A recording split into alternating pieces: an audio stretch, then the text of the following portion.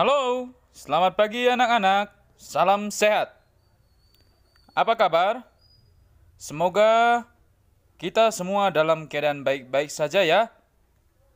Baiklah, seperti biasanya, sebelum kita memulai pembelajaran kita hari ini, tetap kita awali dengan berdoa.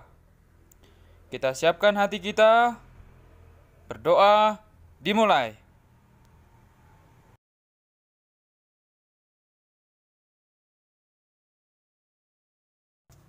Berdoa, selesai. Baiklah anak-anak, pelajaran kita hari ini adalah tentang otot dan persendian. Langsung saja ke materi yang pertama, yaitu otot. Otot adalah jaringan dalam tubuh hewan dan manusia yang berfungsi menghasilkan gerakan. Otot dapat memendek saat kita sedang bekerja dan memanjang saat sedang beristirahat. Berdasarkan jenisnya, otot dapat dibagi menjadi 3, yaitu otot polos, otot jantung, dan otot lurik. Otot polos. Adapun yang menjadi ciri-ciri dari otot polos yang pertama, bekerja secara tidak sadar, artinya bekerja tidak dikendalikan oleh otak. Yang kedua, terdiri dari sel-sel yang berbentuk gelondong. Artinya, sel-sel otot polos itu berbentuk seperti perahu. Yang ketiga, terdapat pada organ bagian dalam, seperti dinding saluran pernapasan, dinding saluran pencernaan, dan pembuluh darah. Maka cara kerja dari otot ini adalah secara tidak sadar. Karena secara tidak sadar kita melakukan buang air besar ataupun buang air kecil. Secara tidak sadar kita bernapas. Secara tidak sadar pula darah dalam tubuh kita mengalir. Maka dari itu otot polos bekerja di luar kendali.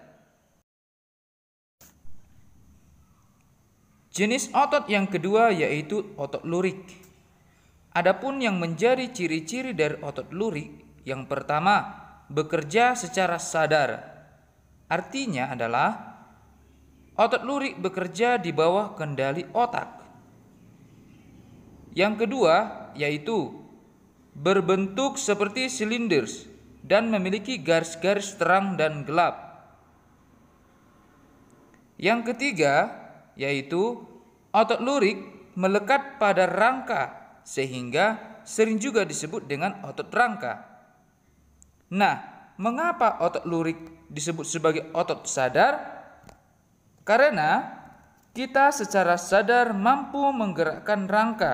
Contohnya, jika kita ingin berjalan, maka kita bisa menggerakkan rangka kita untuk berjalan. Itulah sebabnya otot lurik bekerja secara sadar atau di bawah kendali otak. Jenis otot yang ketiga adalah otot jantung. Adapun ciri-ciri otot jantung yaitu yang pertama, otot jantung bekerja secara tidak sadar, artinya bekerja tidak dikendalikan oleh otak. Yang kedua yaitu terdiri dari sel-sel yang bercabang. Dia berbentuk hampir sama seperti otot lurik, tetapi untuk otot jantung dia masih bercabang. Yang ketiga, terdapat pada otot jantung. Oke, sekarang kita masuk pada fungsi otot bagi tubuh. Fungsi otot bagi tubuh yang pertama, menggerakkan tulang untuk melakukan gerakan tubuh. Yang kedua, menjaga bentuk dan postur tubuh. Yang ketiga, menjaga keseimbangan suhu tubuh. Materi yang kedua adalah sendi. Sendi adalah hubungan antara dua tulang atau lebih. Berdasarkan sifat geraknya, sendi dapat dibedakan menjadi 3. Yang pertama adalah sendi gerak atau diartrosis. Yang kedua adalah sendi kaku atau amfiartrosis. Yang ketiga adalah sendi mati atau sinartrosis. Yang pertama adalah sendi gerak. Sendi gerak adalah hubungan antar tulang yang memungkinkan terjadinya gerak, baik gerak satu arah, dua arah, maupun ke segala arah.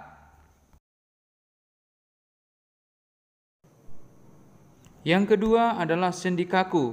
Sendi kaku adalah sendi yang masih dapat digerakkan meski gerakannya terbatas. Contohnya, sendi yang terdapat pada tulang antar ruas tulang belakang dan tulang rusuk.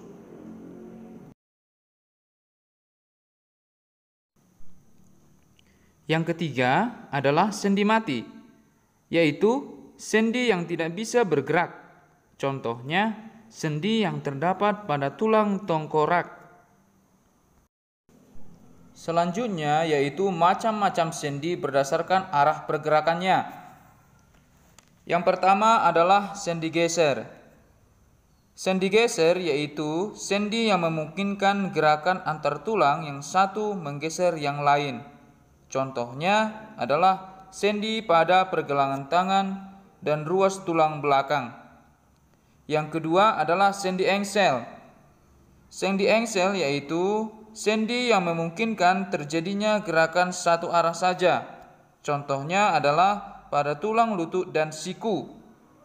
Yang ketiga adalah sendi gulung, yaitu sendi yang memungkinkan terjadinya gerak rotasi pada poros, tetapi gerakannya terbatas.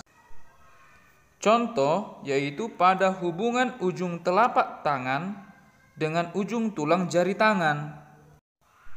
Yang keempat adalah sendi putar, yaitu sendi yang salah satu ujung tulangnya mengintari atau membuat gerakan berputar pada ujung tulang yang lain.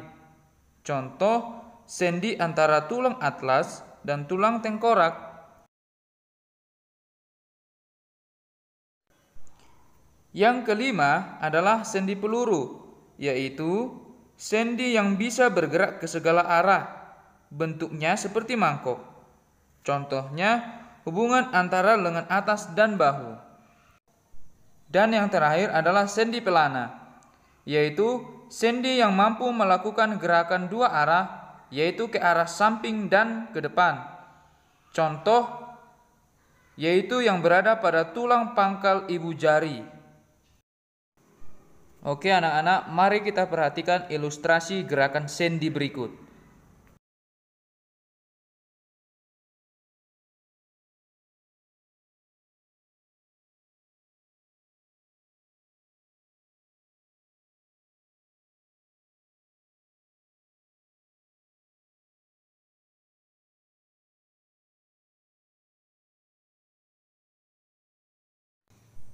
Baiklah anak-anak, demikianlah pembelajaran kita hari ini tentang otot dan sendi.